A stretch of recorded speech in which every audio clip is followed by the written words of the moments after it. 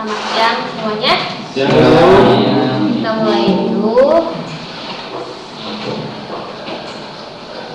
Minggu 9.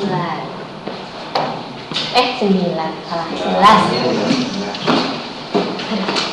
Kebalik ya. Jangan grogi.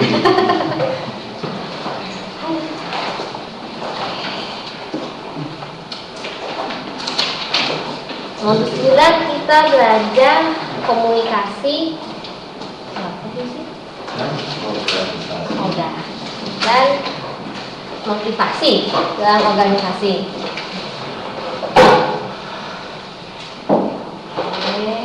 Sama komunikasi dalam organisasi.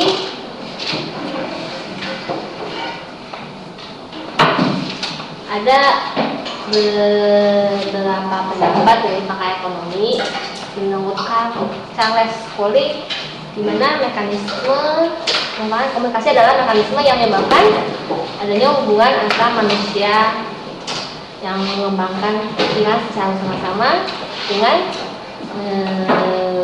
memberi saran dalam waktu tertentu. Nah, ada lagi menurut Stoner Freeman, di mana proses yang digunakan oleh individu untuk mencari kesamaan arti dalam suatu komunikasi. Makanya di mana sini adalah melibatkan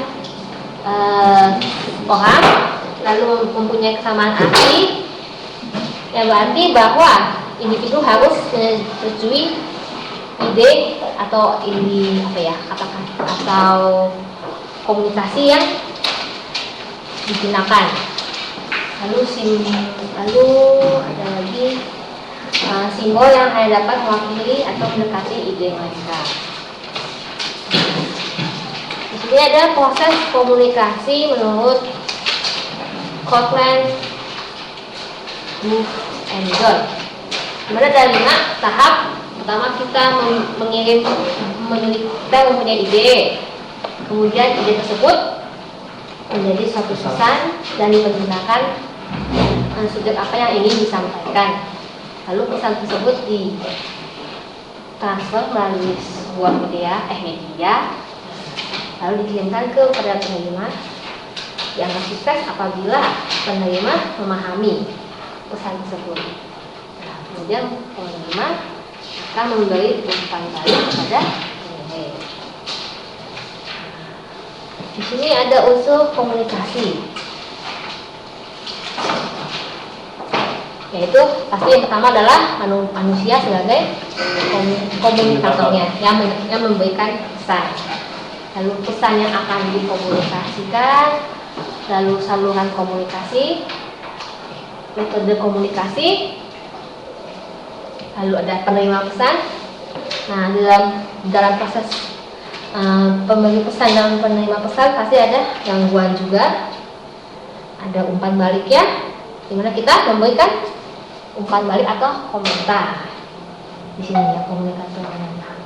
Umpan balik bisa juga berupa positif atau negatif. Lalu akan di sini dari hasil komunikasi itu akan mempunyai pengaruh terhadap lingkungan komunikasi kita. Nah, fungsi komunikasi itu ada 4. Dimana menurut Robbins di sini ya. Pertama adalah pengendalian. Itu usaha organisasi melalui proses komunikasi dalam menghadapi perilaku karyawan dengan cara keharusan mematuhi peraturan yang berlaku dalam organisasi. Ya. Lalu ada pengembangan komunikasi, di mana memberikan penjelasan tentang setiap hal yang dilakukan karyawan. Lalu sarana ungkapan emosional, di mana saluran yang tercepat kita dapat menyampaikan keluhan atau kekecewaan atau juga perasaan puas kita. Lalu pemberi informasi, di mana memberikan informasi kepada seluruh karyawan tentang suatu keputusan melalui saluran komunikasi yang benar. Nah, di sini ada jenis komunikasi formal dan informal. Di mana formal dari atas ke bawah, yaitu berhubungan dengan masalah, tanggung jawab dan wewenang karyawan dalam organisasi. Lalu bawah ke atas, di mana para karyawan menyalurkan inspirasi kepada atasan. Lalu ada horizontal yang terjadi antar rekan sejajar dalam posisi yang sederajat. Lalu diagonal, di mana komunikasi yang biasanya melibatkan dua tingkat yang berbeda dalam organisasi atau juga berbeda departemen. Nah, kalau komunikasi informal, di mana jaringan komunikasi yang digunakan para manajer untuk mengontrol bawahannya ketika mereka bekerja. Di sini ada juga komunikasi internal dan eksternal. Dimana internal komunikasi yang terjadi antara manajer dengan komunikator yang berada dalam organisasi. Sedangkan eksternal berarti komunikasi yang terjadi di luar organisasi atau perusahaan.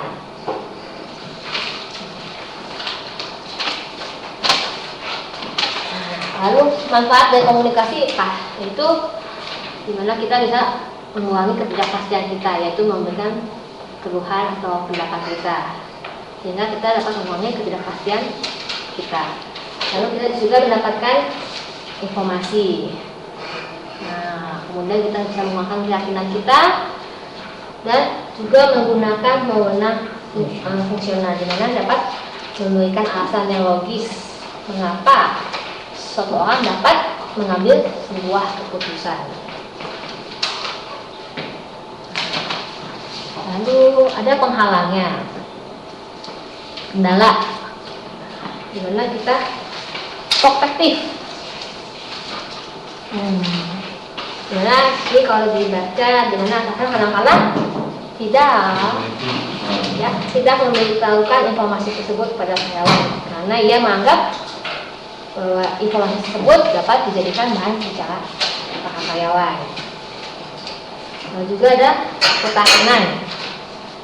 Nah, dimana soal karyawan tidak mau menerima informasi atau menolak informasi yang disampaikan seseorang.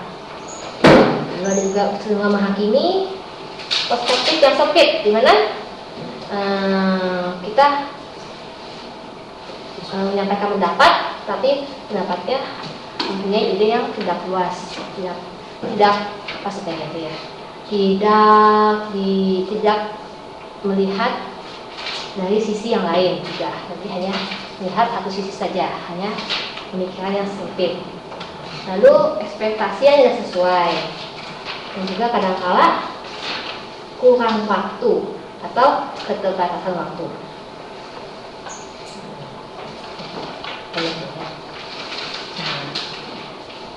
Di sini ada 8 peran komunikasi dalam fungsi organisasi.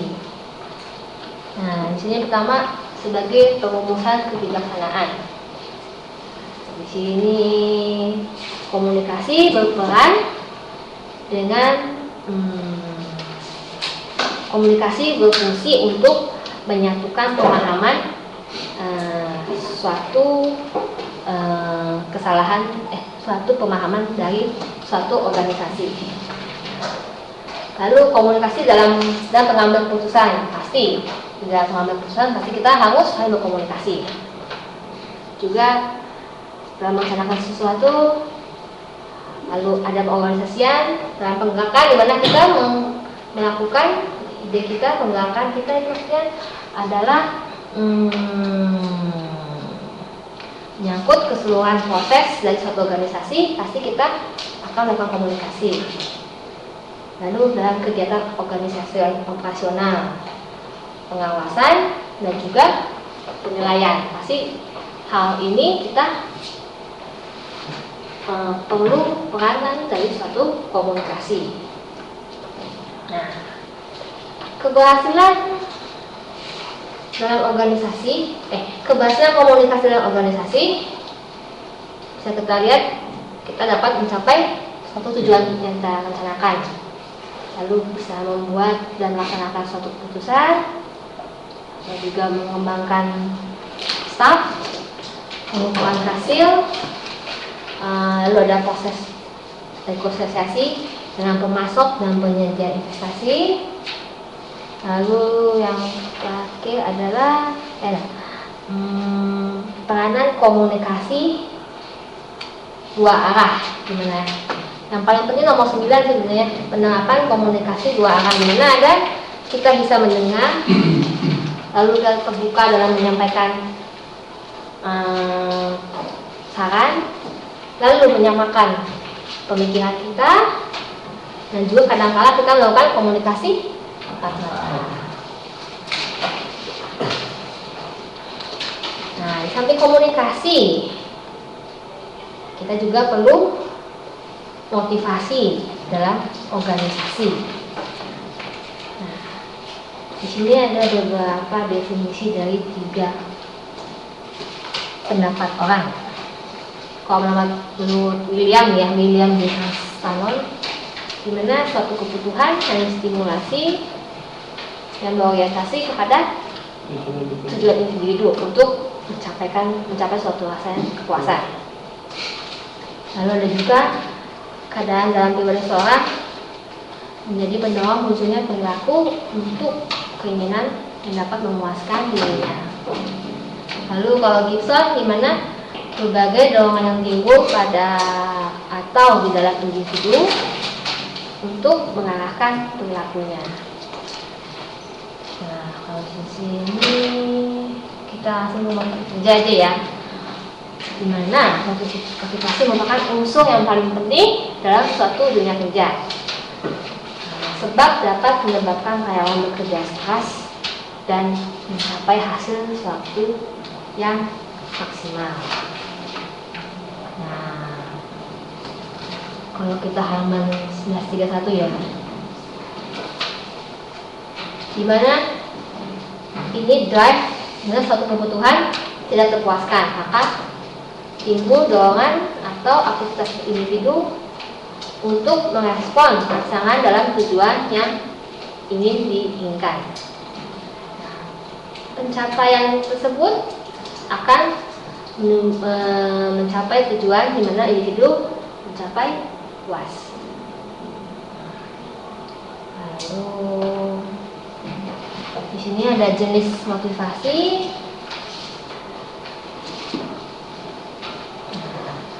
Ada 3, dimana fear motivation, dimana motivasi yang didasarkan pada atas ketakutan, contohnya patuh pada pimpinan. Jadi pimpinan berkata apa ya, termotivasi atas dasar ketakutan.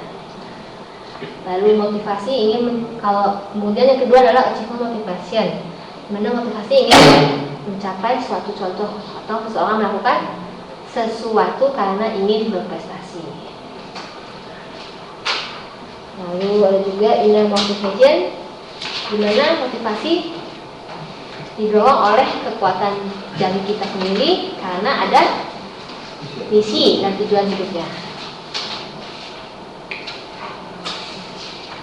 Nah, kalau di sini teori motivation menurut Maslow, ini yang terkenal. Nah, kalau kita lihat dari tiga ini, halaman 137 ya, dimana ada kebutuhan fisiologis untuk mempertahankan kelangsungan hidup. Ini juga lalu meningkat ke rasa aman, dimana kebutuhan akan perlindungan untuk menjauhkan diri dari rasa bahaya. Lalu kebutuhan psikologis, kebutuhan untuk diterima oleh kelompok mitra atau sahabat.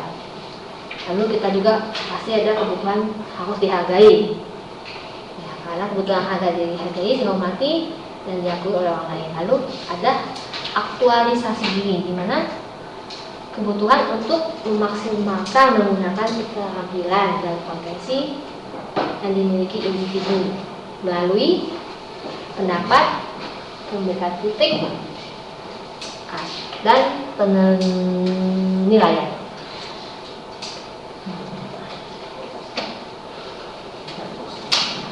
Teori motivasi ini ada dua ya.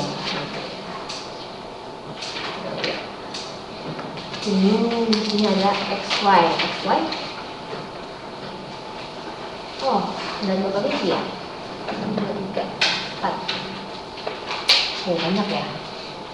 Oke, XY dituruti dari 12, di mana X manusia didorong oleh faktor eksternal agar mau bekerja, dan faktor Y di mana manusia bekerja karena melakukan suatu kepuasan dalam bekerja. Nah, kelemahannya banyak kesalahan yang manajer dan usaha meningkatkan motivasi karyawan. Sebab semua karyawan diasumsikan mempunyai kebutuhan yang sama. Lalu juga ada kontingensi. Nah, di sini ada 4 ya, di mana ada sama sih pola kebutuhan dan motivasi individu. Setiap individu beragam, lalu memiliki kemampuan yang terdapat dalam setiap individu dipenuhi dengan cara berbeda-beda oleh orang yang berbeda. Lalu pemenuhan motivasi memiliki rasa kompeten agar situasi dan organisasi menjadi harmonis. Nah, kemudian pemenuhan motivasi ini untuk memiliki rasa kompeten. Nah, jika terjadi berulang-ulang, maka motivasi ini menjadi baik.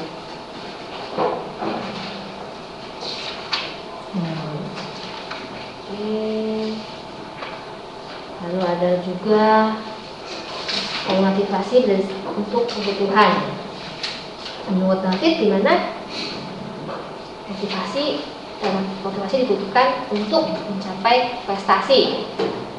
Lalu juga akan afiliasi, di mana doa untuk berinteraksi dengan orang lain. Lalu ada kebutuhan akan kekuasaan, di mana motivasi ini merupakan dorongan yang paling kuat untuk memiliki suatu kekuasaan. Lalu kalau dia banyak ya. Di sini ada lagi 2 faktor motivasi menurut Hegel dan Frederick, di mana motivasi bekerja bisa dipertahankan dengan cara melihat 2 macam situasi yang mempengaruhi individu terhadap pekerjaannya atau terhadap di luar pekerjaannya. Lalu kelemahannya adalah bahwa motivasi ini berjalan sendiri-sendiri dan tidak saling melengkapi. Lalu juga ada teori kebutuhan ERG, yaitu dari nama orang ya, eksistensi, relatif, hubungannya, dan pertumbuhan. Kan? Existence needs di mana berkaitan dengan masalah fisik dan keberadaan karyawan. Nah, relatif di mana kebutuhan hubungan antara pribadi, kepuasan berinteraksi dalam lingkungan kerja. Lalu goal need di mana kemampuan meningkatkan kebutuhan pribadi. Kelemahannya di mana kurang menekankan pada susunan perusahaan atau organisasi. Lalu ada perubahan orientasi yang dapat merupakan kegagalan dan kebutuhan yang lebih tinggi.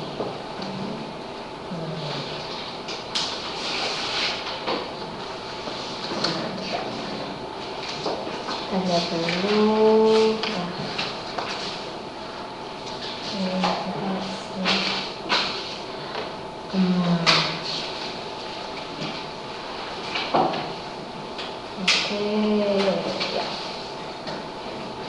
Jadi tadi itu yang pertama ini adalah teori pemuas kebutuhan. Ada menurut Maslow, ada menurut Douglas teori XY, ada juga kontingensi juga ya, most and loss, ada juga kebutuhan menurut David, dan 2 faktor motivasi menurut Hegel. Kemudian terakhir adalah kebutuhan ERP. Jadi ada 6 teori kebutuhan ya. Teori kebutuhan kita ada 6. Menurut pendapat 6 pakar ekonomi. Nah, lalu di sini juga ada teori motivasi proses. Teori proses motivasi. Ini ada 3. Dimana ada teori pengharapan, dimana harapan yang dirasakan oleh seseorang apabila ia melakukan sejumlah usaha tertentu, maka ia akan meningkatkan kinerjanya. Lalu ada nilai imbalan, dimana perilaku tertentu akan memiliki nilai bagi individu tertentu.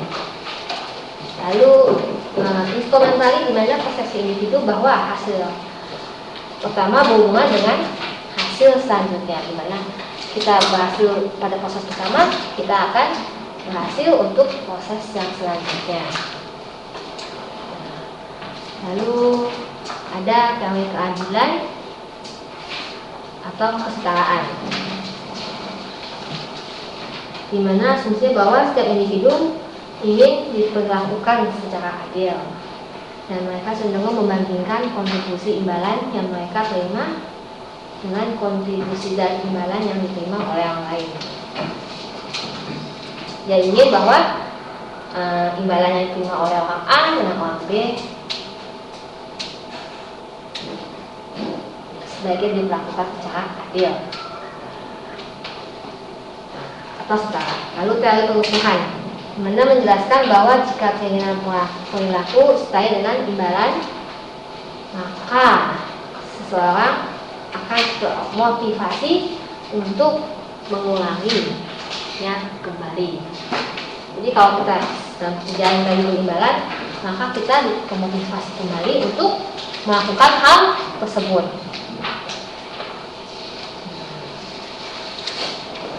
Di sini ada prinsip motivasi, memotivasi dalam karyawan.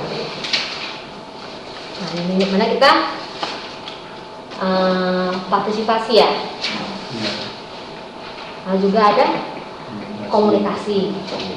Kita juga harus mengakui adanya perbedaan dari masing-masing karyawan. Juga harus menyelesaikan karyawan dengan pekerjaannya.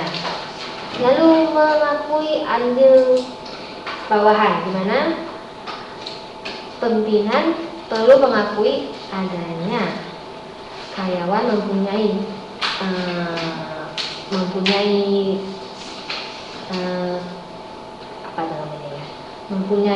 kemampuan dalam usaha mencapaikan suatu tujuan. Nah, dengan itu maka karyawan akan termotivasi dalam melakukan pekerjaannya. Lalu ada juga pendelegasian wewenang atau pendelegasian kerja yang kita pernah bahas di modul sebelumnya. Juga ada prinsip memberikan perhatian. Dan juga yang terakhir yaitu imbalan.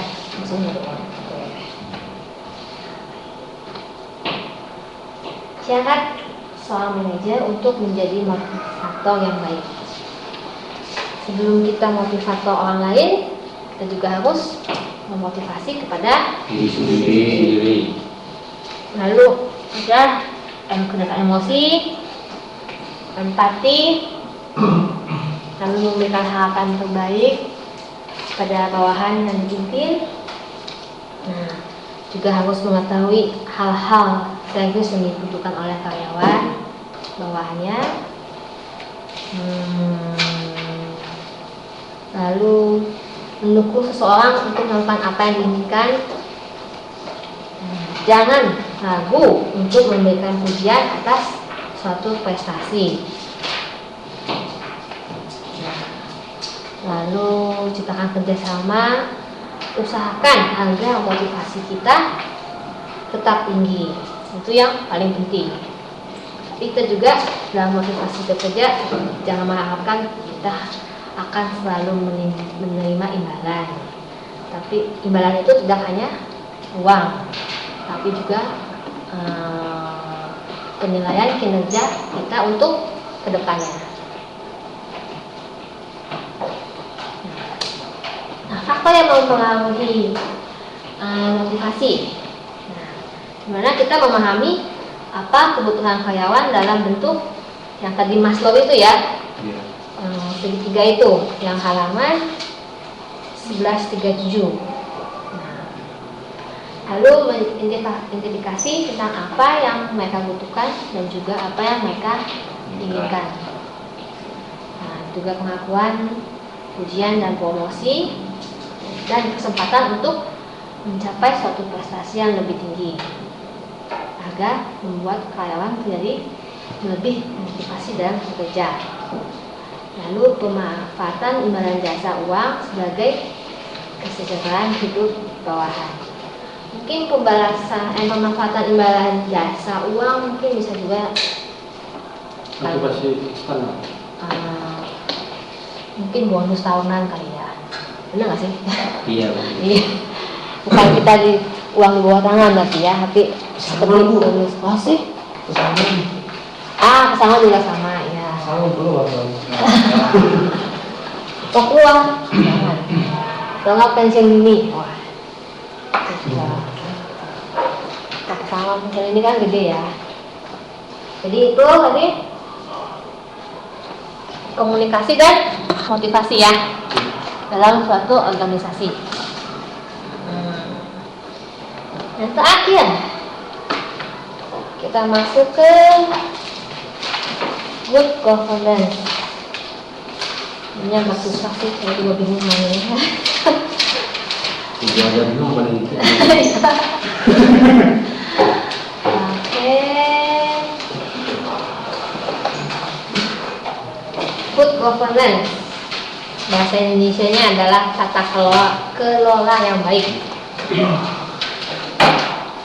Dimana suatu proses dan suatu perusahaan yang mengarahkan terciptanya kekuasaan dan kewenangan yang merata dalam seluruh elemen masyarakat, yang dapat mempengaruhi keputusan dan kebijakan yang berkaitan dengan kebutuhan publik, yaitu kebutuhan manusia, dan juga dalam pembangunan sosial dan ekonomi mereka.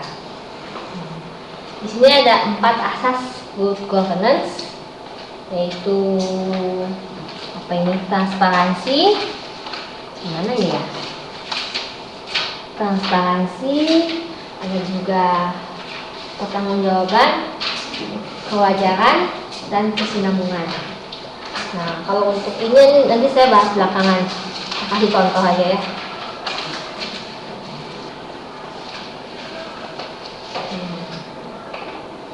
Nah, ciri-ciri good governance yaitu akuntabilitas, di mana penyelenggara pemerintahan harus dapat dipertanggungjawabkan.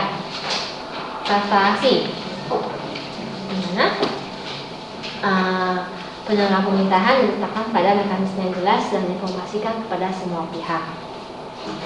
Lalu equitable, karena penyelenggara pemerintah harus bersifat terbuka sehingga dapat mendapat kritik dari pihak lain guna memperbaiki kinerjanya. Lalu rule of law, di mana pemerintah diselenggarakan dengan menegakkan peraturan yang ada. Lalu penyelenggaraan pemerintahan harus mengakomodasi kepentingan bersama serta melibatkan masyarakat dan pihak swasta. Ada juga penyelenggara pemerintahan harus didukung oleh sumber daya yang memiliki kemampuan dan keahlian, capability sumber daya manusia ini ya. Responsi aditif, di mana harus peka terhadap perubahan yang ada dan dapat menyesuaikan diri juga. Lalu profesionalisme, di mana sumber daya manusia yang terlibat dalam penyelenggaraan pemerintah harus memisahkan kepentingan pribadi dan kelompok dengan kepentingan umum. Dan juga perlu efektif dan efisien, di mana pemerintah harus memenuhi kebutuhan masyarakat dengan memanfaatkan fasilitas dan kapasitas yang ada secara optimal. Good governance. Oh, ini pemerintahan ya, good governance. Nanti di belakang ada good corporate governance itu dalam perusahaan. Kalau ini dalam suatu pemerintahan. Nah, di mana peranannya adalah pemberdayaan masyarakat. Yang pertama itu, di mana masyarakat sipil sebagai kontrol politik yang memiliki posisi yang strategis secara politik. Lalu pelayanan publik. Nah, di mana untuk menciptakan pelayanan publik yang berkualitas, pemerintah membutuhkan suatu perubahan pola pikir untuk mencari pendekatan dari bawah ke atas atau dari bawah ke bawah, dari atas ke bawah. Contohnya ini adalah ini. Oke. Ya. Ini seperti apa ini? Meningkatkan peran swasta. Nah, juga ada korupsi dan good governance. Nah, penerapan good governance dalam kita menghadapi hambatan besar di tengah masyarakat, itu yang korup dan kekuatan sipil yang masih lemah. Di sini digarisbawahi bahwa pemberantasan korupsi merupakan agenda utama dalam pemerintahan. Ada juga pemerintahan daerah dan good governance, di mana pemerintahan daerah sedang memanfaatkan good governance yang menghasilkan suatu 6 kesepakatan. Nah, ini kita lihat ya halaman 12-15. Dimana kesempatannya mereka menjadi pelopor, pemerintah daerah menjadi pelopor dalam kegiatan good governance, lalu melakukan sosialisasi prinsip-prinsip good governance, mengembangkan instrumen hukum yang menjamin penerapan good governance, mengontrol kontrol sosial, lalu juga mengembangkan jaringan di antara kota pelopor good governance. Nah, lalu memantau penerapan good governance tersebut. Nah,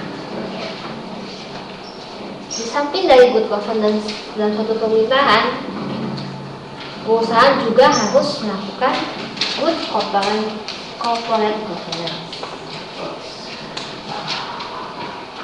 Mungkin sama, yaitu dimana suatu proses dan struktur yang digunakan untuk meningkatkan keberhasilan suatu perusahaan atau nilai perusahaan dalam jangka panjang dengan memperhatikan kepentingan stakeholder berdasarkan peraturan keundangan dan moral dan etika.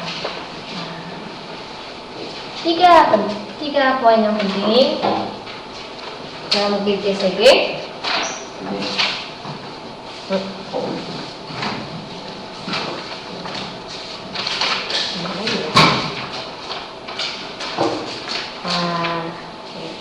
Keberhasilan staf dan pimpinan dalam mengelola berbagai sumber daya organisasi yang mampu mendorong dan mendukung pengembangan suatu perusahaan. Lalu sejumlah prinsip kebijakan dan sistem manajemen perusahaan yang mengolah aktivitas operasional dalam perusahaan agar lebih efisien dan efektif. Lalu sejumlah peraturan yang mengandalkan perusahaan untuk meraih keuntungan dan pertambahan nilai lainnya bagi pihak pemegang kepentingan seperti pemerintah, pemegang saham, pasti pimpinan perusahaan, karyawan, dan juga perusahaannya sendiri.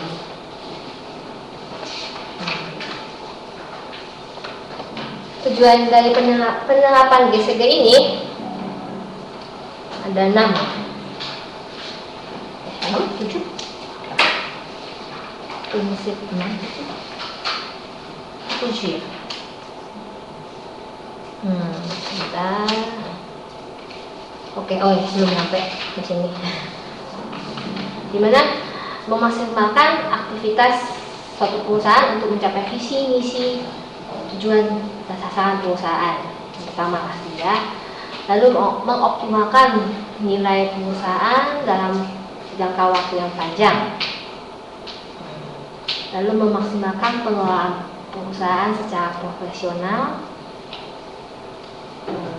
Mengoptimalkan pengelolaan risiko dan sumber daya perusahaan ke arah yang lebih produktif. Nah, ini juga meningkatkan nilai investasi suatu perusahaan. Memudayakan setiap pimpinan membuat dan melaksanakan keputusan berdasarkan dengan nilai moral yang tinggi dan meningkatkan kontribusi dan peranan perusahaan dalam perekonomian nasional.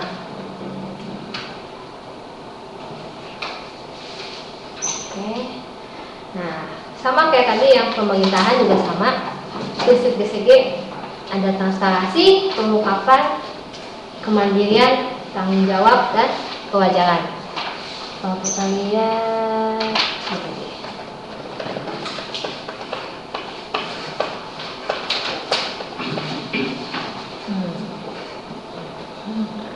Nah, tadi sama kan ciri-cirinya, akuntabilitas, transparansi, dan accountability. Nah, juga ada kemandirian, accountability, hampir mirip.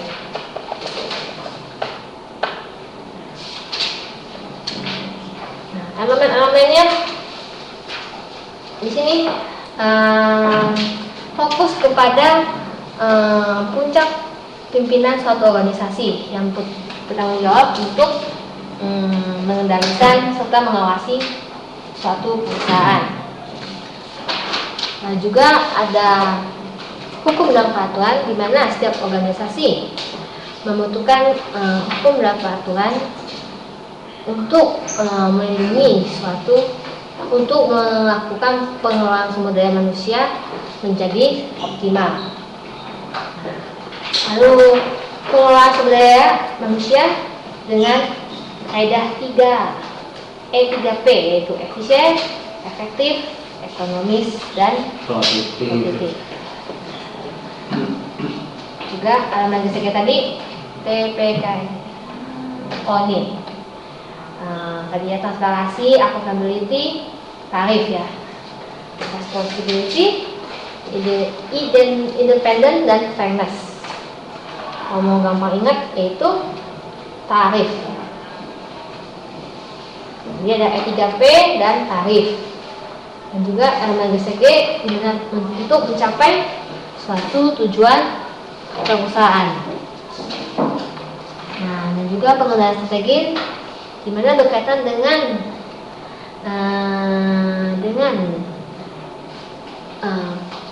E3P dan juga tarif.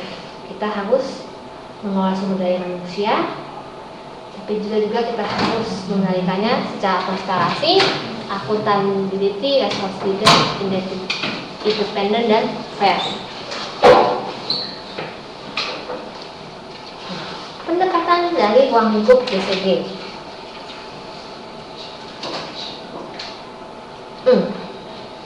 Di mana ada pendekatan moral, menekankan pentingnya suatu kejujuran, taat pada peraturan, menjalankan pekerjaan sesuai dengan nilai agama yang dianut, dan selalu bertindak untuk kepentingan bersama. Lalu pendekatan kesisteman, di mana penerapan GCG bagi unsur dan perusahaan. Lalu juga ada budaya, di mana melalui penerapan pedoman atau berbagai budaya untuk yang berlaku bagi seluruh karyawan di suatu perusahaan. Hambatannya masih sama, yaitu korupsi yang dipengaruhi oleh faktor permintaan dan penawaran. Nah, kalau dari faktor permintaan kita melihat dari regulasi. dan otorisasi yang menunjukkan terjadinya suatu korupsi. Ada juga karakteristik tertentu dalam sistem perpajakan, adanya perbandingan barang dan jasa di bawah harga pasar. Sedangkan faktor penawaran, di mana adanya birokrasi yang cenderung korupsi. Lalu rendahnya gaji di kalangan birokrasi, sehingga ada kecenderungan mereka ingin melakukan suatu penawaran yang lebih. Lalu kontrol atas institusi yang tidak memadai, dan ini harusnya transparansi dari peraturan hukum kadang-kadang masih abu-abu.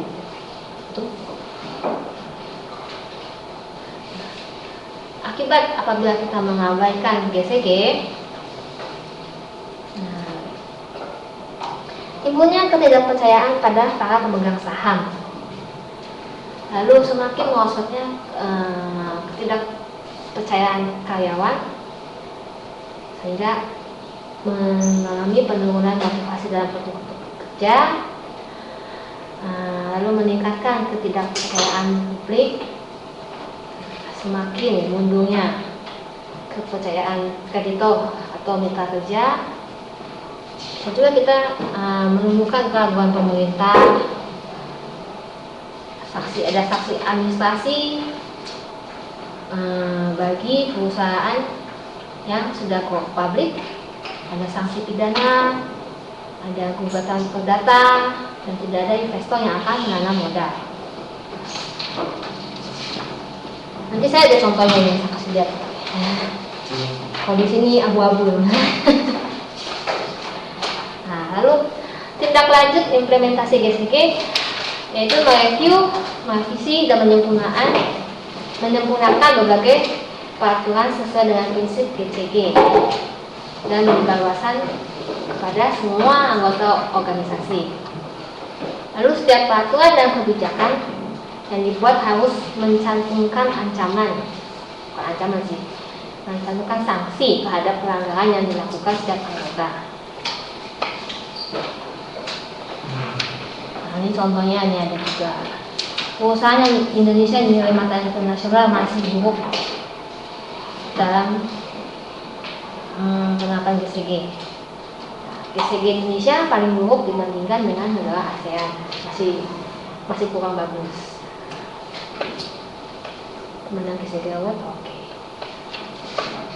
Rata-rata perusahaan yang sudah go public dia akan melakukan GCG. Nanti saya kasih lihat ya contohnya. Lalu penilaian mandiri, di mana penilaian dan pemantauan GCG dapat dilakukan mandiri dengan bantuan kuesioner yang berfungsi sebagai penilaian mandiri yang digunakan untuk mengetahui sejauh mana pelaksanaan nilai-nilai GCG di lingkungan perusahaannya. Nah, kelebihannya sederhana, tapi kekurangannya adalah penilaian yang dilakukan tidak dilakukan secara independen dan dapat menimbulkan pertanyaan. Apakah penilaian tersebut telah dilakukan secara objektif atau kadang-kadang juga bisa subjektif untuk meningkatkan hasil dari suatu penilaian GCG kadang-kadang.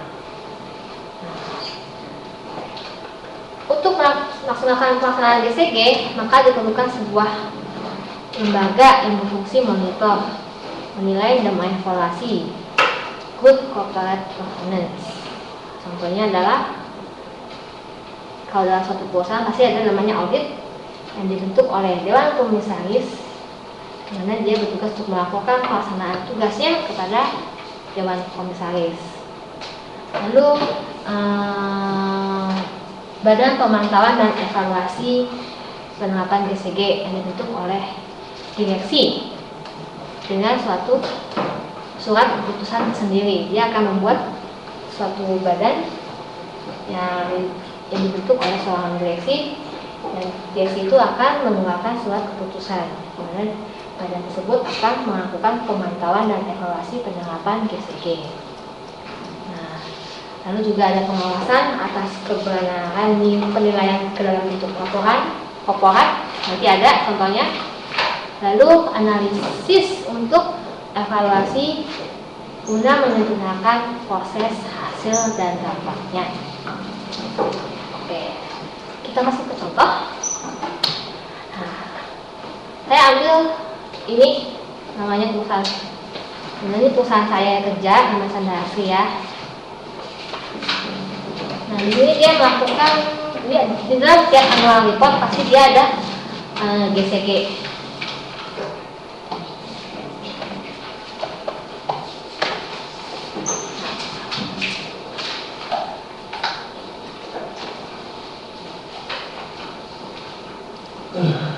Gimana tata kelola perusahaan? Seperti yang kita lihat, komitmen dari suatu perusahaan mengacu pada undang-undang suatu negara. Nah, lalu di sini dia menerapkan GCG di suatu perusahaan ini bertujuan untuk seperti mengendalikan hubungan kerja terhadap rapat umum pemegang saham. Lalu juga ada meningkatkan pertanggungjawaban pengelolaan perusahaan kepada pemegang saham. Nah, menciptakan kejelasan hubungan kerja antara perusahaan dengan karyawan. Lalu mendorong dan mendukung pengembangan usaha dan pengelolaan sumber daya. Lalu ada juga meningkatkan profesionalisme seperti yang tadi kita udah bahas sebelumnya ya, ini sama sebenarnya. Dan menjadi dasar implementasi perusahaan. Nah, di dalam report mereka dia juga harus menulis ini prinsip-prinsip GCG. Kita ketahui bahwa ada transparansi di mana memberikan informasi seluas-luasnya kepada publik. Nah, juga ada akuntabilitas, tanggung jawab, kemandirian dan kesetaraan.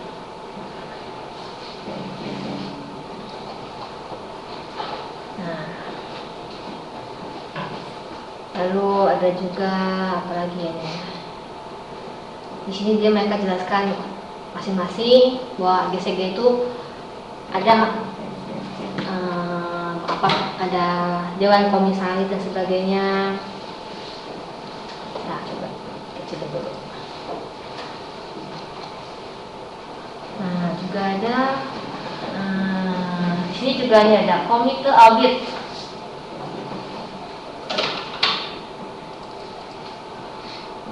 Di mana suatu perusahaan dia akan mempunyai komite audit. Nah, seperti yang kita lihat di komite audit suatu perusahaan ditetapkan oleh keputusan suatu dewan komisaris.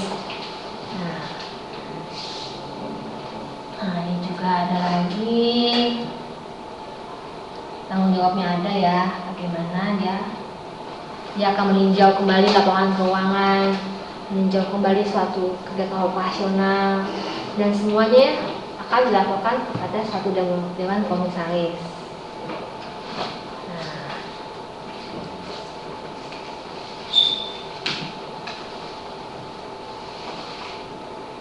Nah, coba lihat lagi ya.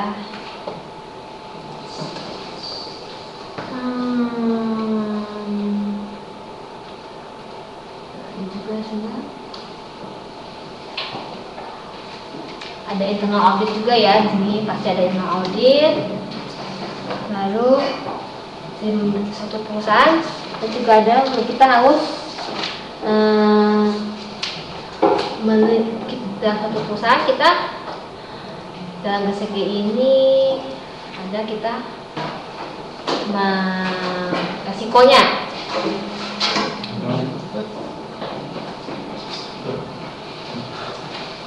Gimana? Dalam satu resiko suatu perusahaan merupakan bagian dari penting dari strategi suatu perusahaan.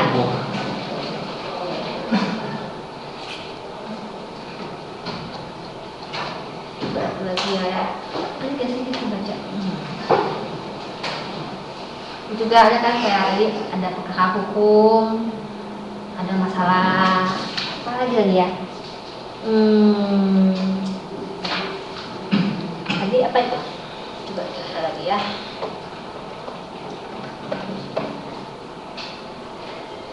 ada penerapan, hambatan penerapan GSG pasti kan ada faktor penawaran dan permintaan. Nah, di sini kita karena ini pabrik, kita harus memberikan penjelasan agar para investor dalam laporan GSG ini menjelaskan bagaimana mereka mengadakan barang dan jasa mereka. Bisa dilihat juga ya. Nah, dari saat ini bahwa pelaksanaan proses pengadaan barang dan jasa tidak terlepas juga dari peranan suatu implementasi GSG.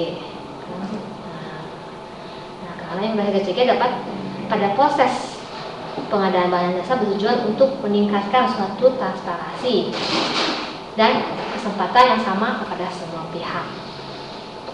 Contohnya, apalagi ya?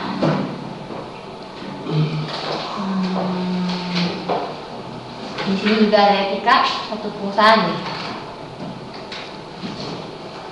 Dimana kalau kita lihat ya dalam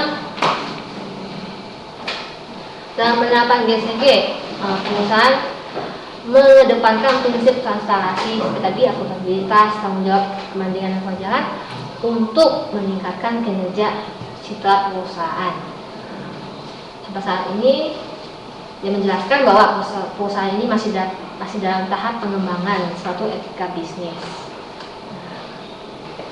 Dimana terkait pada pertemuan perilaku, perusahaan memiliki perjanjian kerjasama yang menjadi dasar bagi elemen perusahaan yang bersikap dan berperilaku. Nah, di sini juga dijelaskan bagaimana penyebaran dan upaya peningkatan etikanya.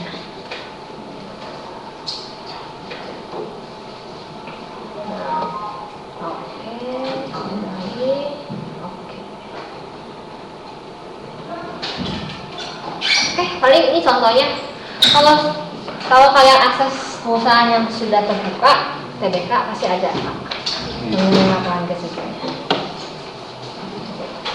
Sekian dari saya. Yang 2 ya, oke. Ada pertanyaan?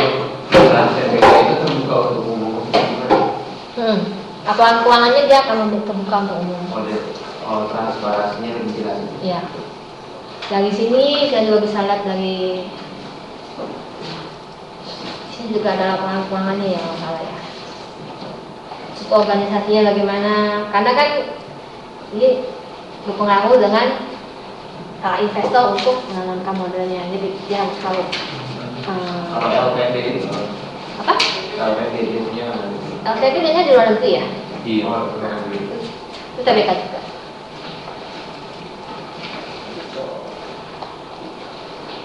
Oke, ada pertanyaan lagi? Ini proyek saya yang dulu. Saya di sini dulu. Cilegon ya? Ya, 2 tahun di sini. Gimana gitu? Kasih. Kenapa? Dulu nggak ketemu. Ya, masih. Saya bikin fondasi. Sampai bikin ada adonan. Ada modus di matematika. Ya. Pertanyaan?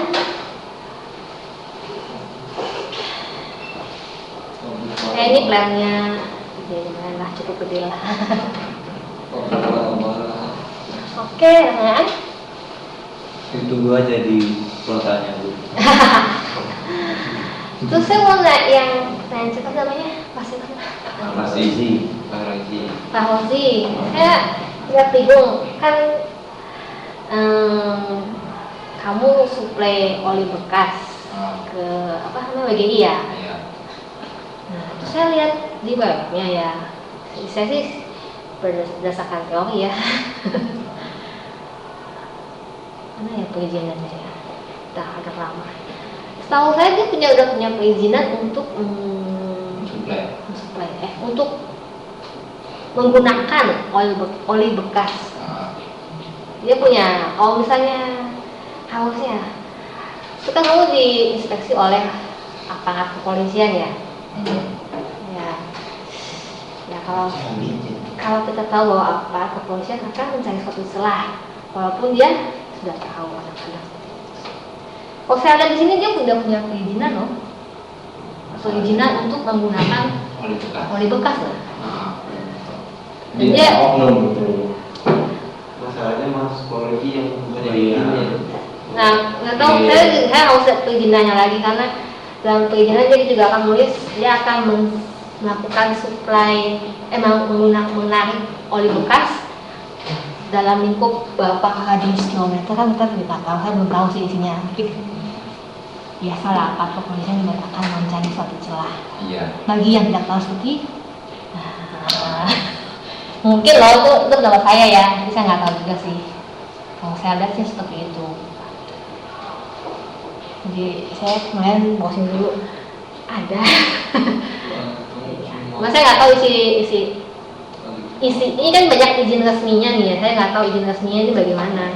Di situ juga ada izin pengumpulan pelumas bekas dari Kementerian Lingkungan Hidup. Tapi saya nggak tahu. Setahu saya sih biasanya biasanya ada radius berapa gitu ada deh kalau nggak salah. Saya kalau untuk itu saya harus diteliti lebih lanjut. Tapi kalau menurut saya sih ya kita tahu aparat kita mencari celah. Sebenarnya kalau saya dulu tahu kayak gini mungkin lebih aman gitu. Ya. Bisa diserahkan ya. Karena ini perusahaan cukup besar ya. Besar banget. Iya. Mungkin perusahaan Amerika terbesar di Iya. daerah Cibitung kawasan. Makanya kalau saya lihat perusahaan ini cukup besar dan ini juga ada plan tour. Gitu. Jadi kalau misalnya ini mungkin kalau untuk perusahaan besar sebagai ya kita lihat dulu izin resminya bagaimana. Pendapat saya ya. Gitu aja sih. Kalau asalnya stop di mas. Gitu. Makanya kemarin saya nggak langsung jawab dulu karena saya takut salah menjawab. Kalau saya salah jawab enak juga. Oke. Jadi sekian. Nanti kalau ada pertanyaan silakan tanya. Absen dulu. Agung? Iya. Oke. Agus? Ya, di sebelah sini, Bu. Ahmad Fauzan? Iya. Aminuddin? Nggak ada ya? Alfandi? Karena nggak masuk ya. Ari Mehendra? Hadir. Aris? Nggak ada ya? Chandra? Ada. Lamanto? Hadir. Ada ini. Eko Suswono? Nggak ada ya? Waduh. Kalau sih ada. Jafar? Nggak ada ya? Ini matematika di modus. Usmanto? Udah. Ahmad Saifuddin? Mas Jono? Nggak ada ya? Vicky Rusdiana? Hadir. Suparno? Ada? Ada. Supriyadi ada ya? Soyaman? Ada. Supraslo? Ada. Umakono? Ada. Tadi yang mau masuk siapa ya? Udah ya? Udah. Oke. Ada yang izin? Facebook. Oh, siapa? Karena saya dapat amanat yang izin absen jadi saya Ada di Facebook. Facebook apa nih? ada nggak? Suparno. Suparno. Kecapean katanya, sakit. Yang minggu lalu yang izin siapa ya? Saya lupa nih. Ada yang tahu nggak? Minggu kemarin. Iya. Oh, siapa namanya? Supriyadi. Supriyadi. Kelah dia. Itu tugas ya. Nanti dulu deh. Terus siapa lagi yang izin minggu lalu? Kalau aku minggu pertama, Bu. Ingat ya. Tugas ya. Siapa lagi? Ngomong sih. Ahmad Fauzan. Oke. Itu tugas. Saya mau minggu kemarin nggak hari itu. Coba lagi Ahmad. Satu. Saya pulang dulu. Arkanti. Hah? Arkanti. Yang berapa? Minggu ke Kemarin Bu. 6. Nah, ya. Lalu tadi siapa ya lu? Satu lagi ya? Berapa? apa minggu mana? Lagi apa? Minggu ke 6 hari. Ari ya? Satu. Itu bikin tugasnya? Absennya asking. Ini udah ya? Ahmadnya udah ya Ahmad? Total juga belum selesai itu. Hari belum terima. Ari belum ya? Saya maaf. Ari. Oh ini. Ini ya? Iya. Arkanti juga Bu. Oh iya. Terus nasib saya gimana, Bu? Izin nggak? Saya sebenarnya izin enggak, cuma masuk kerja semua, bukan jelasannya. Cuman saya nggak nyampein izin enggaknya. Oh, gimana ya? Ya udah itu. Ya, nggak apa-apa itu, nggak apa-apa. Harusnya bukan berangkat tuh, cuma ya kerja satu. Ya gini aja Bu, komitmen kita kalau semuanya kan udah dikasih tugas tuh. Nah. Kalau tugas udah ngumpul, masalah absensi kan tergantung tugas itu kan. Itu kan dari ibunya ya Oke lah. terakhir lah. Sip. Izin semester 2. Oke lah, marilah kita buat tugas. Kelompok 1 bawaan. Boleh tuh. 2. 3. 3. Kelompok 2. 2 orang. Ya gabung. 3, 4 gabung udah. Iya. Baik. Biasa.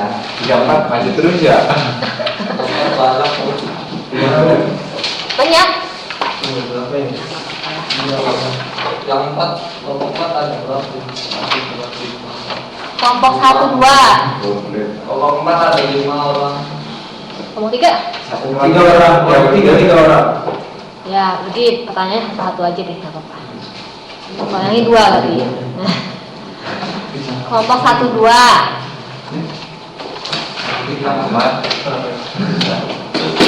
Halaman 12-16. 12-16. Nomor 1. Beringat.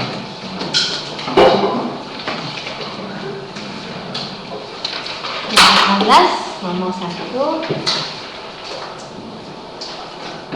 Lalu 16-41.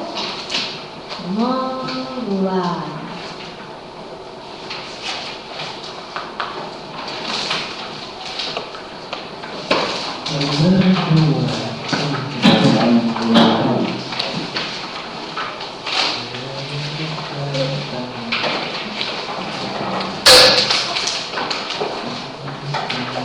Lalu kelompok 3.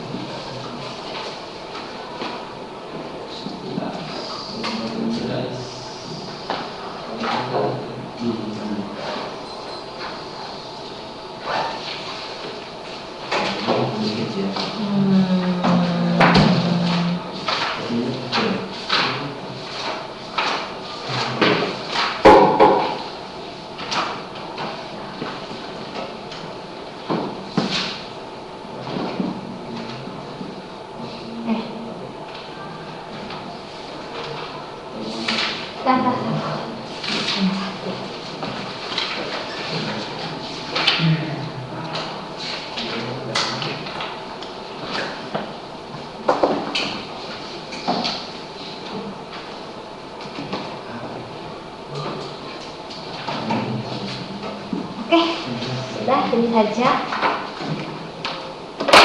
Cuma segitu Bu. Cuma banyak kok. Diskusinya apa? Itu kelompok 1 2 gimana, Bu? Gabung. Soalnya 2 Ya. Maksudnya satu kelompok nomor 1, nomor 2 gitu. Oh mau ya udah boleh. Atau gimana aku mau. Kalau mau.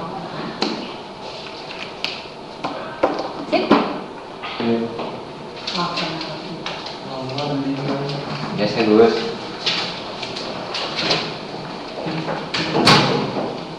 Soal nomor 2 ya itu dulu. Ya.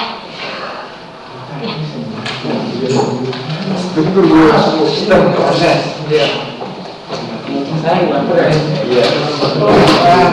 Aku lagi nggak apa-apa.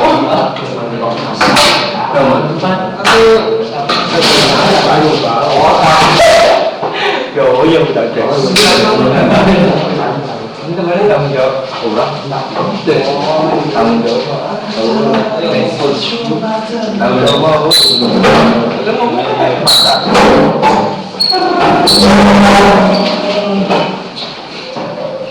Ini tugas yang nggak hadir ya, saya ada perubahan. Nah, ada perubahan lagi Ustaz. Ini tugasnya dikumpulkan tanggal 20 dan 26. Minimal Ya, batas. ya hari Minggu ya. Minggu benar kan? Iya benar. Libur. Iya, by email, upload. Di foto. Mau ketik boleh, mau diupload foto boleh, apapun boleh, pokoknya kirim. Di foto mana? Ya boleh lah, mau tulisan foto dikirim boleh, mau diketik juga boleh, apapun. Kewajiban di kelas 2013 Bu. Emang ada 13? 2003. Iya. Kalau enggak, foto perpustakaan. Kalau enggak saya kerja 2 kali. Apa di Oh, 2 kali. Kalau saya scan nggak apa-apa kan? Foto juga boleh kok. Beres peralatan lu? Mau diketik terus difoto boleh, nggak apa-apa. Kan dibaca yang penting. Oke, pasti juga boleh. Jangan itu. Ini tanggal 20 ya. Tanggal 26. Saya angkat. Karena ada perubahan dari pusatnya.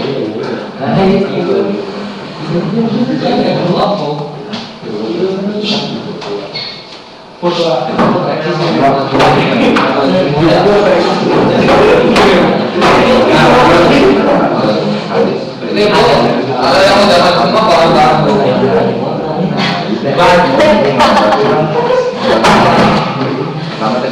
Ntar ada yang ini Bu. Bekasnya nanti kan nanti ya semuanya ya. Kalau yang nggak hadir tulis. Kan kalau nggak hadir pertemuan 6 ya. Saya 2 nomor.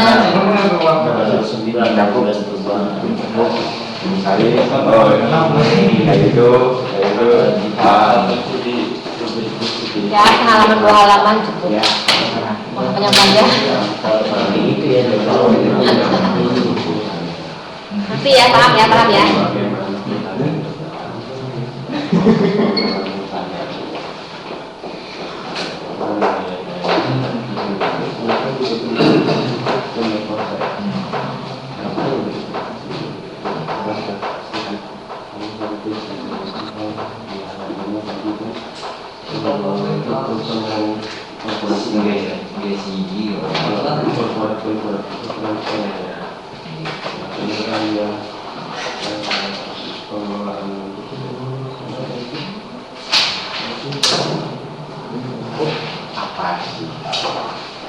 Nggak ada jawaban apa sih?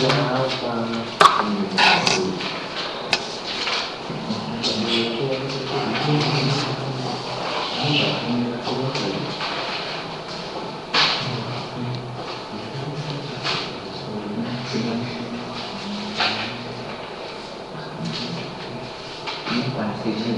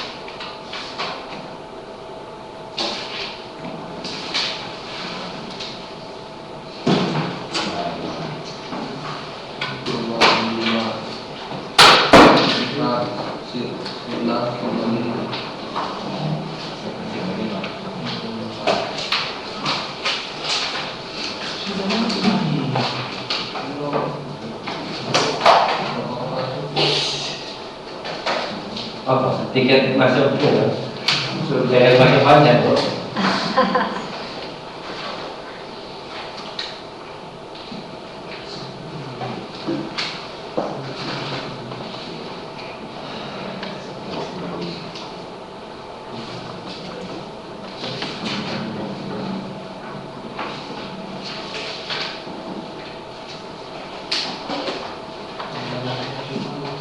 Ya. Kalau saya tulis ini. Dua.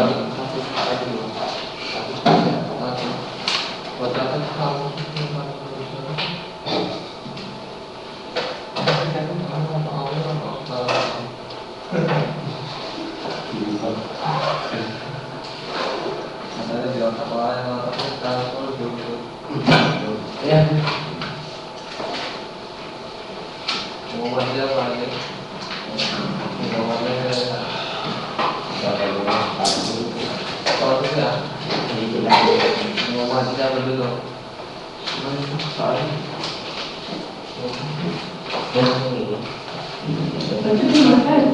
Boy itu nomor berapa? Nomor 4, Bo? Nomor 5?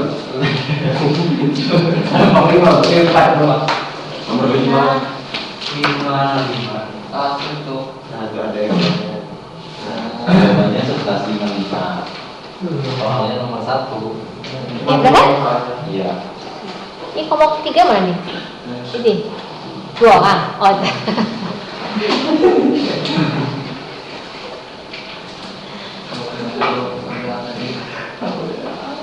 Ayo, siap.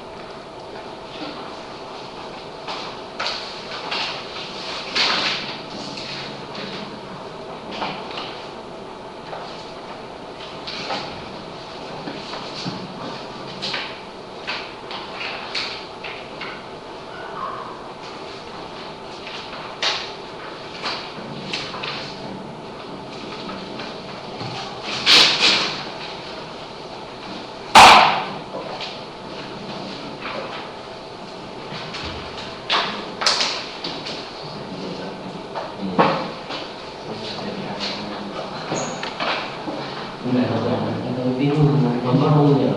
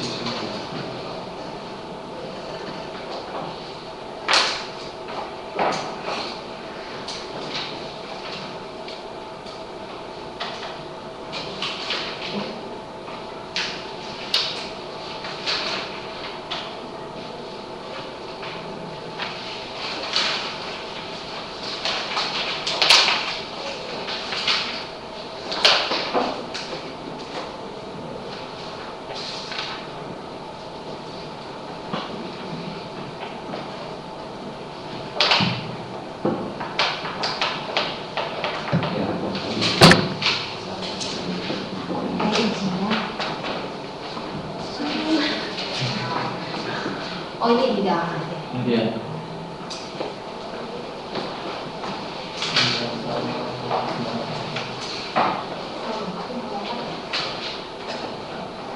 Kalau lengkap ya.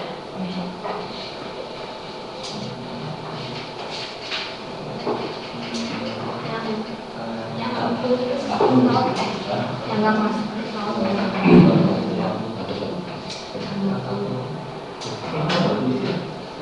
Ya pun budi di Facebook kemana saya? Hah? Ya pun di Facebook. Ya. Dulu ini tidak lagi diajak ngobrol malah jadi apa?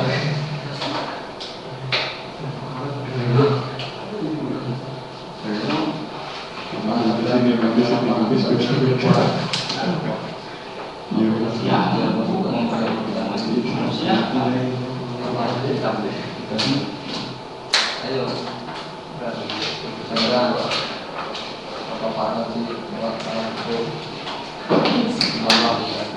tertulis baru sudah tertulis sudah tertulisnya sudah Bluetooth nggak beda tertulis kalau saya mau cepat juga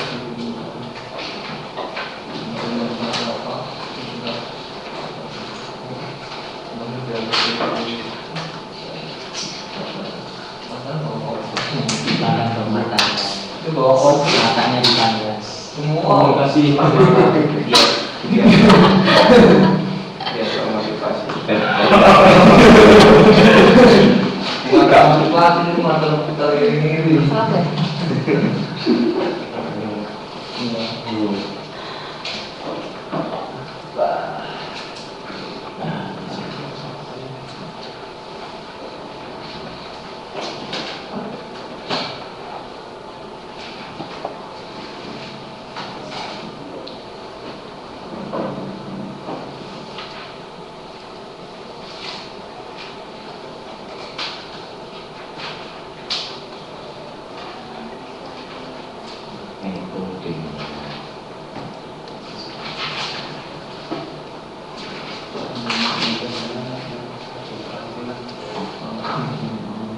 Makanya pelan-pelan.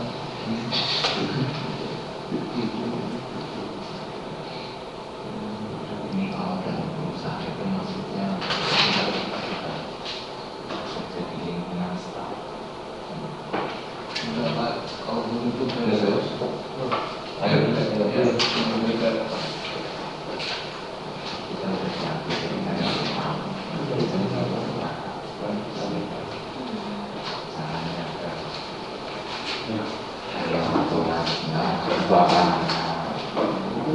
Bukan yang ramai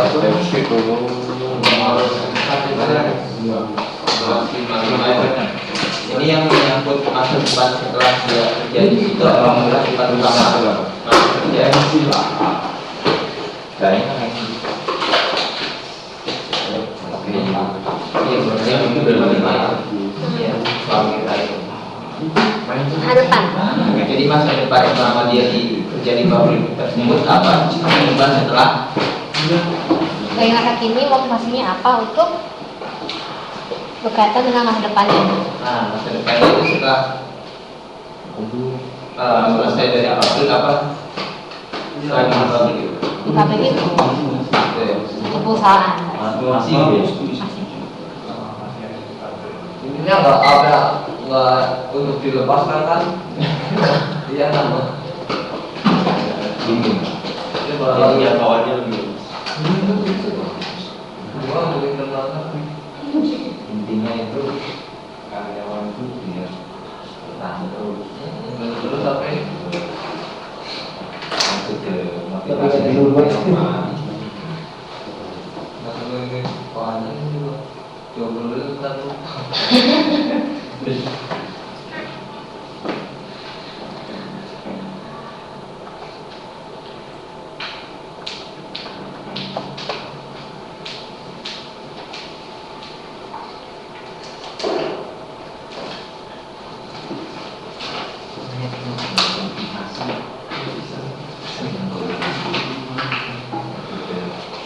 Lingkungan juga ya.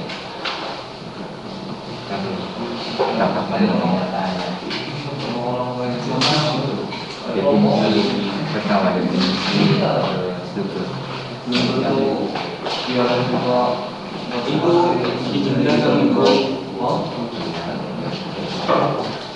Yang bicara bisa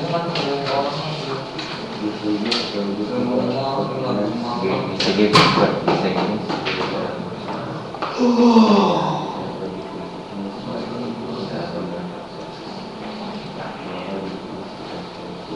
Turunkan dia. Bus habis itu dia mau makan. Yo, siapa aja?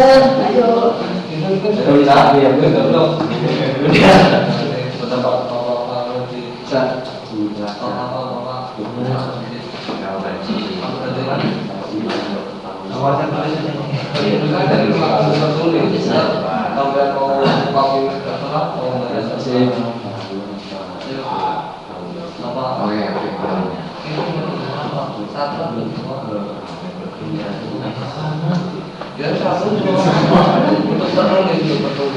Mempunyai kehadiran bahasa berapa? Ini kan rata-rata ini mau masuk ke terang mau dibaca. ya fungsi sama hadir tadi jadi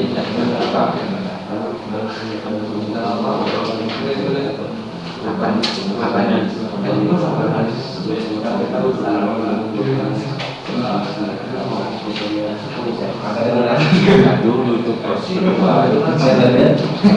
dasar itu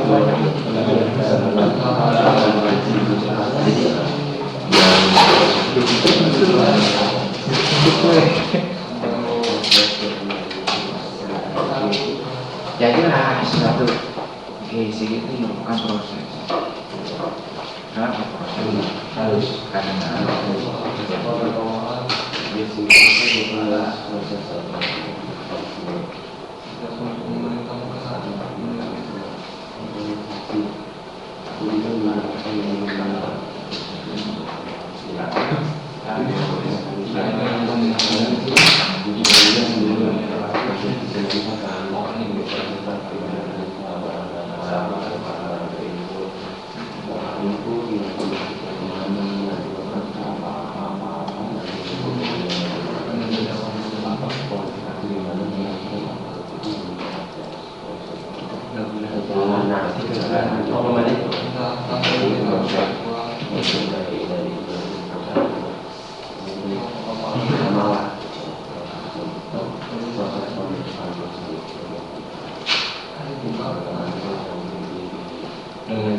bisik itu apa sih?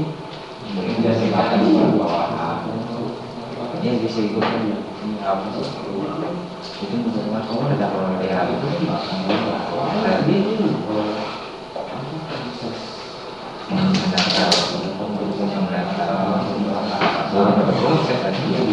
proses mendatang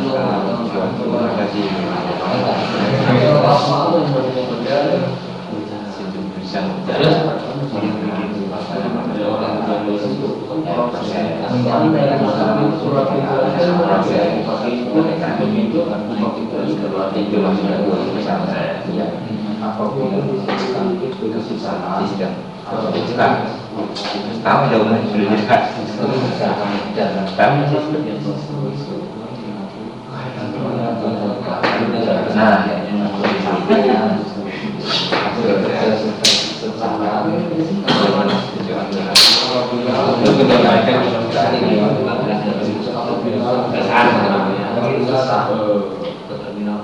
bisa tadi. Kesusahan dan kayaknya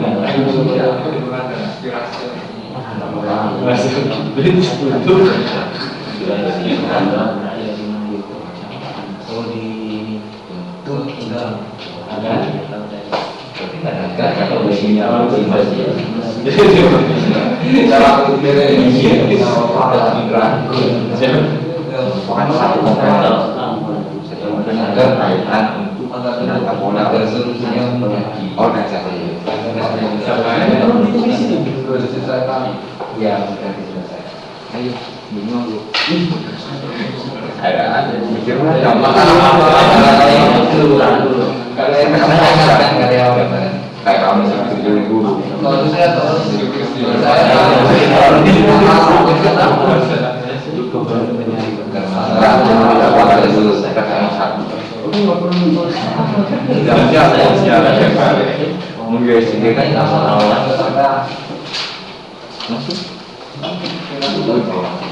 banyak tuh ya.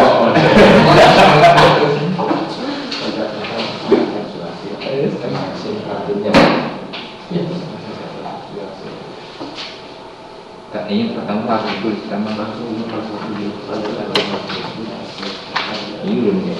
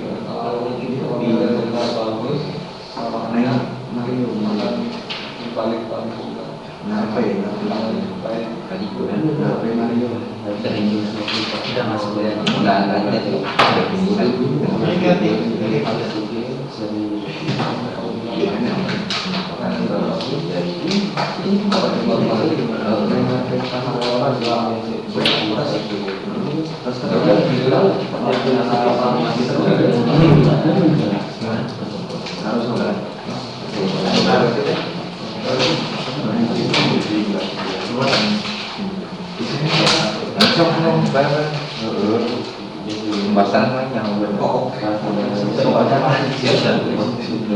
dari sini.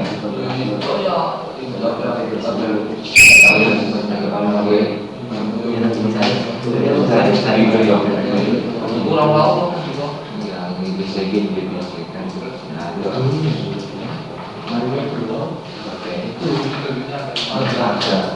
Berangkat nasi.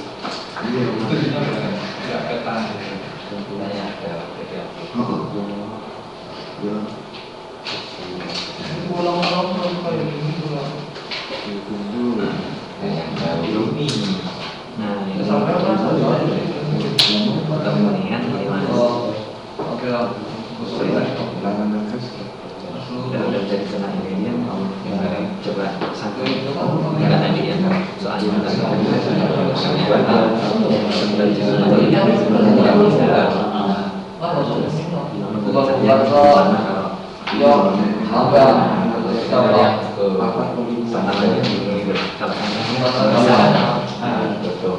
itu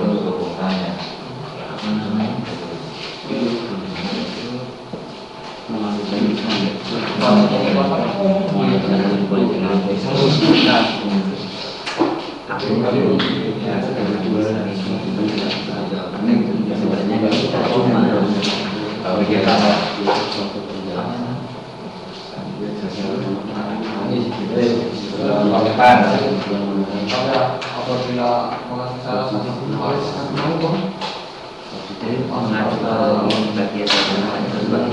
pas ada waktu dari pengambilan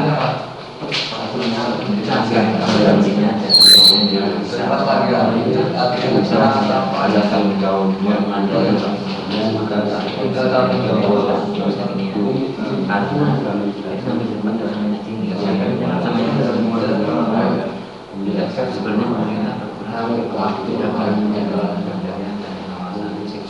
akan saat lawannya lagi besar berani dan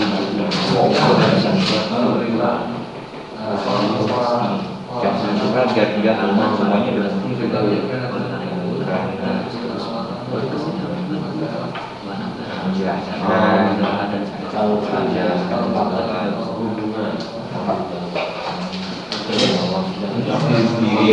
iya.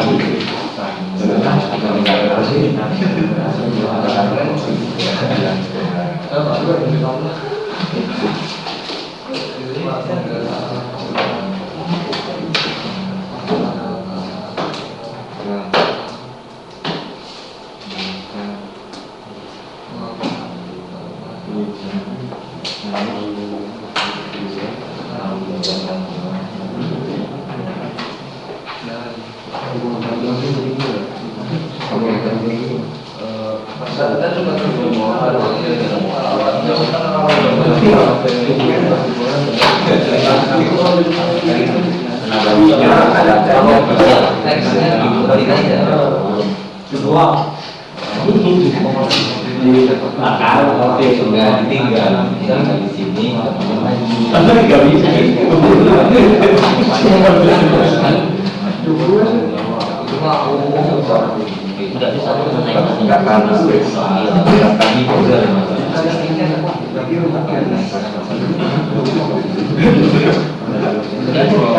Nggak panas, nggak panjang kok. Ini orang iya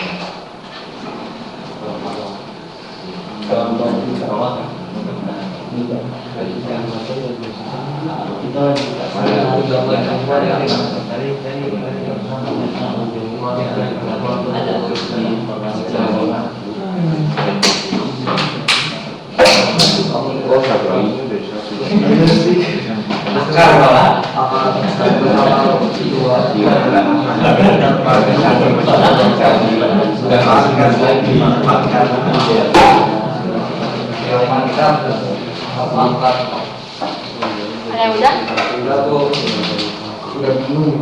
Empat. Yang lain. Lagi deh.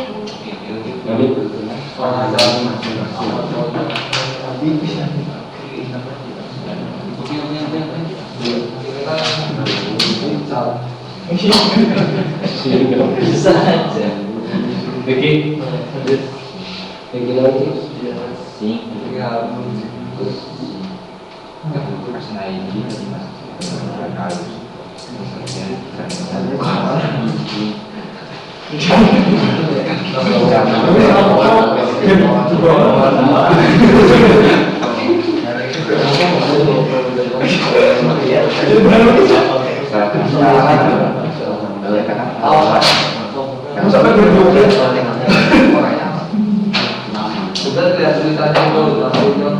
Dan tulisannya wis beres.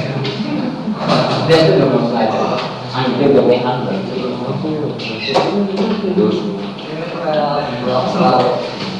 hasil.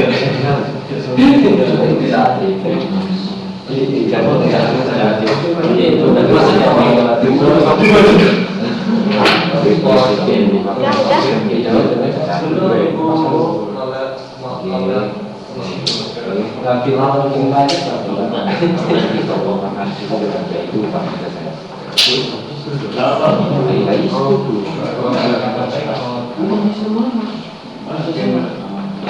sistem kita sini proses itu tapi proses itu kan tadi itu dan profesi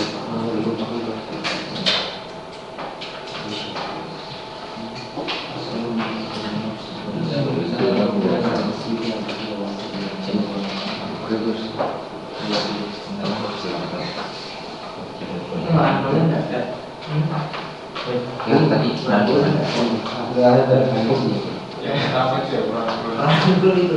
terakhir itu udah tenang Setiap karyawan masuk akun.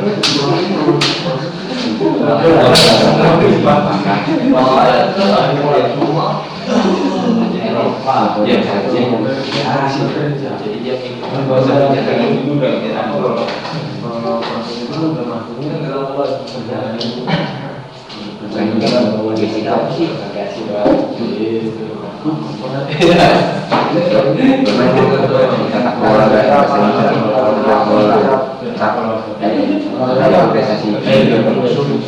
proses kan orang buat organisasi karena kita masuk proses bukan karyawan aja dan itu juga termasuk jadi bisa karyawan juga bisa organisasi jadi membahas mekanisme organisasi itu juga karyawan aja kerja organisasi nah kalau saya kerja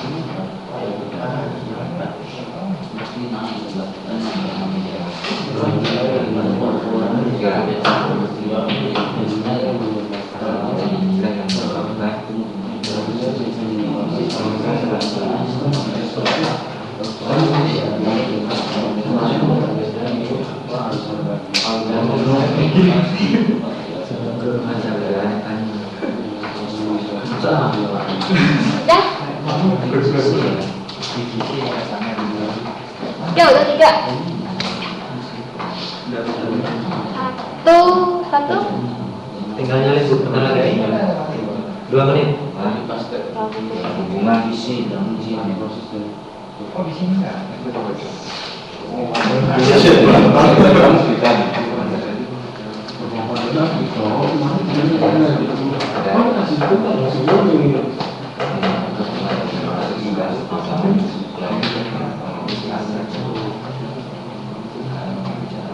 kamu cerita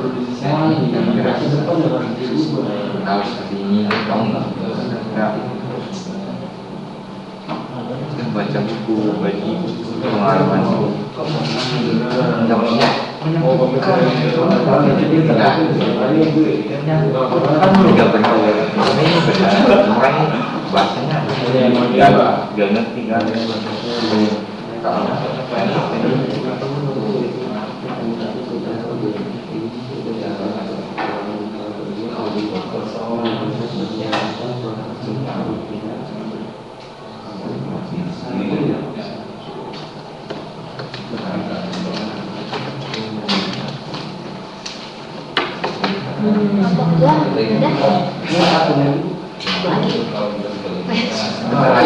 satu lagi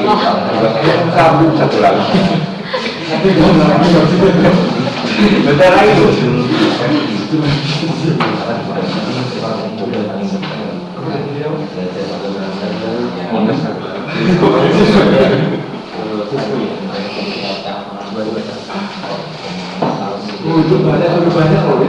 ini selebihnya Ya, 4.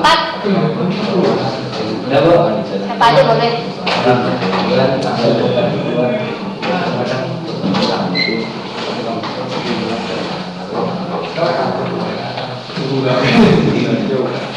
Assalamualaikum warahmatullahi wabarakatuh. Pemberian motivasi kepada seseorang memang bukan mudah, namun setidaknya ada cara yang memungkinkan ada sebagian orang manajer mampu melakukannya. Menurut Anda, metode apa yang bisa Anda terapkan sekaligus dapat meningkatkan kesadaran diri karyawan berkaitan dengan masa depannya? Menurut kelompok kami, yang pertama sebelum merubah seseorang itu harus merubah diri sendiri dulu ya Bu. Dengan memperlihatkan kebaikan dan perilaku yang positif kepada bawahannya, agar bawahannya melihat perilaku dan sikap pimpinan yang bijak, agar memotivasi diri sendiri bagi karyawannya. Dengan otomatis sikap dan perilaku itu bisa dilihat oleh karyawannya. Setuju?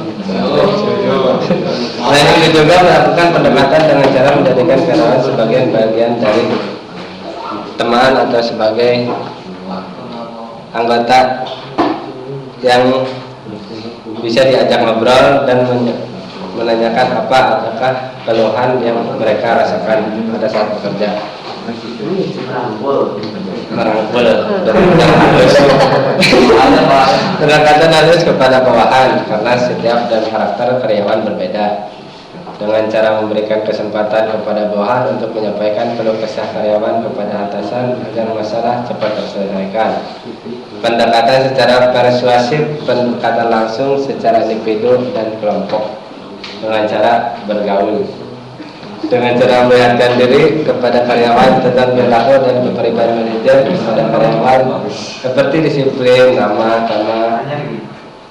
agar dengan dirinya sendiri timbul rasa sadar.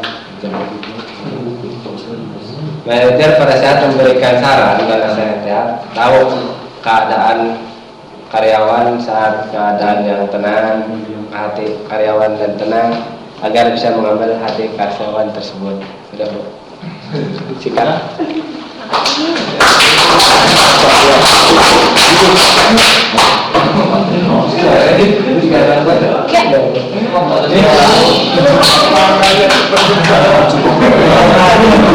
Assalamualaikum warahmatullahi wabarakatuh.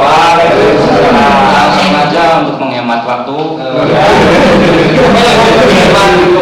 Jam keluar.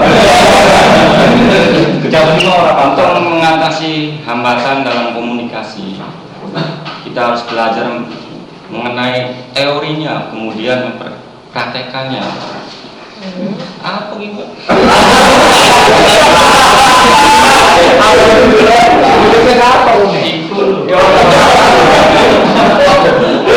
Untuk menjadi pembicara sekaligus mendengar yang baik, memahami sistem sosial, baik komunikator maupun komunikan harus dapat memahami kondisi sosial lawan bicara. Positive thinking juga dapat mempengaruhi terjalinnya komunikasi yang baik. Inti dari cara mengatasi hambatan dalam komunikasi yang dapat diambil dalam kerangka hati dengan rendah hati kita dapat menyatukan tujuan ingin kita capai bersama. Contohnya mendengar sikap misalnya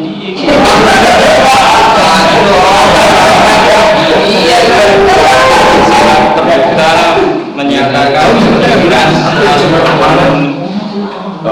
berkomunikasi dalam setiap pengambilan keputusan dalam suatu organisasi dengan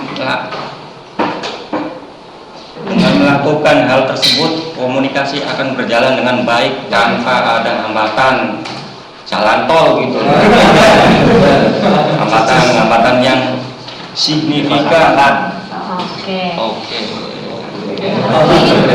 Sama Suryame. Surya Bender.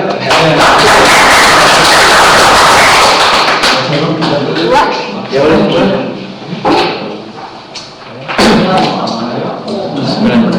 Assalamualaikum warahmatullahi wabarakatuh. Oh, sudah sekian bukan? Saya musik Indonesia. Ini setelah kami melakukan komunikasi empat mata dengan saudara Darmanto, kami mempunyai beberapa definisi mengenai jawaban yang diberikan, jawaban tugas yang diberikan oleh ibu. Oke. Oh, tiga jawabannya ya? Iya, sebenarnya jawabannya udah ada di sana, Pak, cuma saya nyontek dikit aja. Jadi di sini kita akan menjelaskan mengapa GCG atau Good Governance sering juga didefinisikan sebagai suatu proses, sistem dan struktural. Kami mempunyai definisi mengapa hal itu terjadi.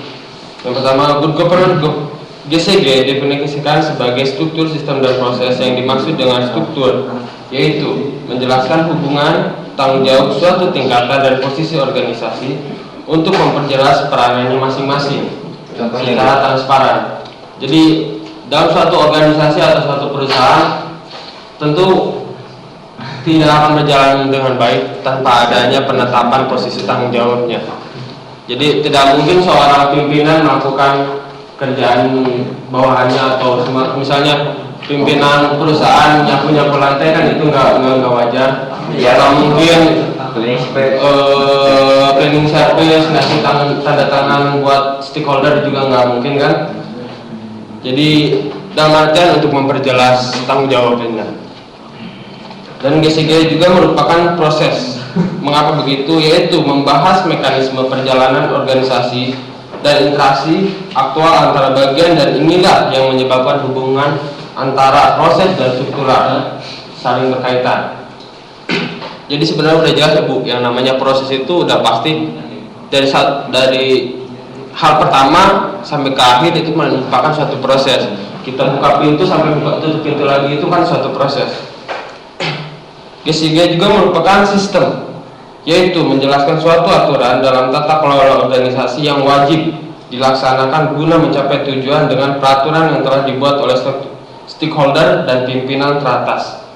Jadi sistem itu stakeholder. Ya. Ya, stakeholder. Jadi bukan steak ya, bukan steak makanan. Namanya di perusahaan di perusahaan tanpa adanya peraturan atau sistem yang harus dijalani, nggak akan mungkin berjalan dengan baik.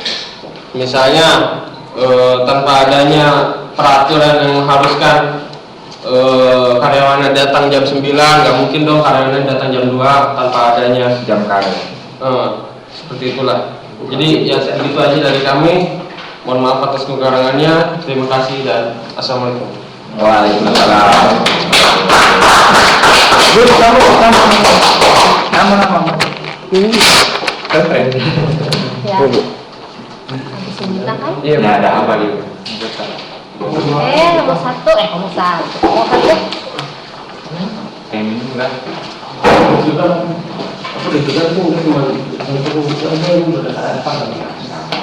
Siang semuanya, Assalamualaikum warahmatullahi wabarakatuh. Tenang. Jadi ini hasil diskusi dari kelompok kami, kelompok 1, mengenai apakah pemerintah bisa mengandalkan komitmen politik untuk mewujudkan good governance yang sesungguhnya. Pemerintah sebenarnya tidak bisa Bu mengandalkan komitmen politik semata, tetapi harus disertai agenda yang jelas untuk mewujudkan good governance yang sesungguhnya. Dalam hal ini pemerintah berperan sebagai pembuat kebijakan, pengendalian dan pengawasan. Jadi untuk mewujudkan good governance harus dilihat akar permasalahan di negara tersebut. Harus dilihat dari akar permasalahan di negara tersebut, melihat realita positif dari sosial politik, dan untuk mempersiapkan komitmen yang kuat di kalangan para birokrat politik. Pemerintah dalam hal ini harus terus memperkuat kesinambungan hubungan antara pilar negara, masyarakat, dan sektor swasta agar tercipta dan terwujud good governance yang sesungguhnya. Ya sebenarnya nggak bisa, cuman peran pemerintah ini hanya mendukung dan sebagai pembuat kebijakan pengendalian dan pengawasan. Udah kan sekian itu mengandalkan aja. komitmennya. Iya. Terima Terima kasih. kasih. Jadi semua jawaban nggak ada yang benar, nggak ada yang salah ya. Itu pendapat kon Bu. Terserah kami. Di pengantar bisnis kalian disuruh bikin presentasi nggak sih? Ada. Kalau persentase nggak Pengatur bisnis. Nggak ada. Sementara belum. Oh belum. Materinya banyak sih. Oh ya, Cuman kemarin memang ada. presentasi. Bikin presentasi atau presentasi? Belum. Oh belum. Ada mungkin pertemuan terakhir. Soalnya udah mulai dibuat struktur ini. Wah, rancangan bisnis. Iya, dan ada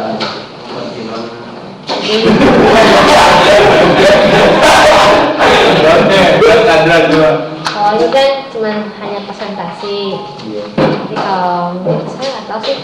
Biasanya ada mata kuliah yang bikin presentasi, bukan presentasi, bikin dan presentasi. Sekian. Pas itu juga ada. Iya. Nah, tapi jangan lupa tanggal 26 ya. 26 kan? Benar. 26 April. deadline Bu. Bukan, kalau tugas tanggal 20. Caleg Bu, caleg. Ah, caleg. Apa itu caleg? Apa caleg? Tanggal tugas 20 April. Nah, terus kalau tanggal 26. Nah, tugasnya yang mana Bu? Kalau yang nggak masuk, Nah, tugas. Sampai bebas saya. Kalau nggak masuk, Kalau Pade gratis kan bertugas. oke. Jadi 26 April saya kasih soal dari modul 1 sampai modul 12. Sebagai latihan. Iya. Ya, Persiapan. tapi jangan main-main. Nanti saya kasih soal dikerjain nanti kurang lebih 1 jam. 1 jaman lah. 1 jam 15 menit lah. Tidak ada semua Bu ya. Iya. Jadi sisanya Perenangan. enggak, kita Penjelasan. kalian bikin nanti kalian bisa tahu nih. Kan nggak baca buku tuh jawabannya, berarti nanti kalian tahu dari jawaban itu kalian salah berapa.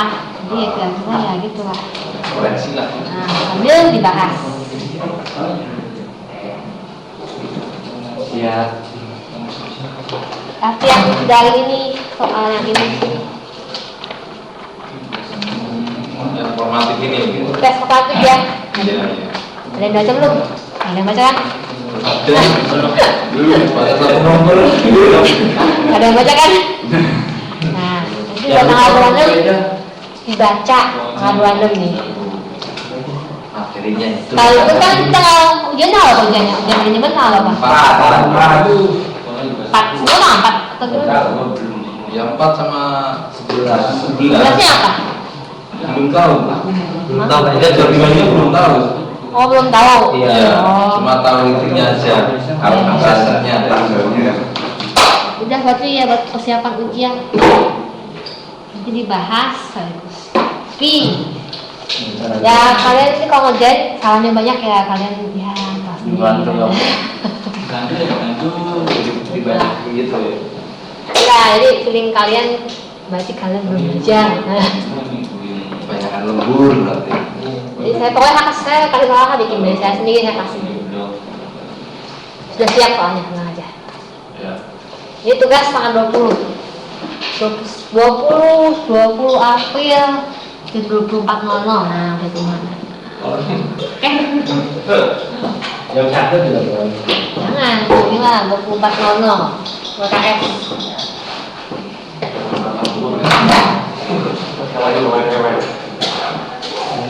Jadi sekian dari saya. Sampai ketemu tanggal 26. Oke. Terima kasih. Selamat siang. Ya.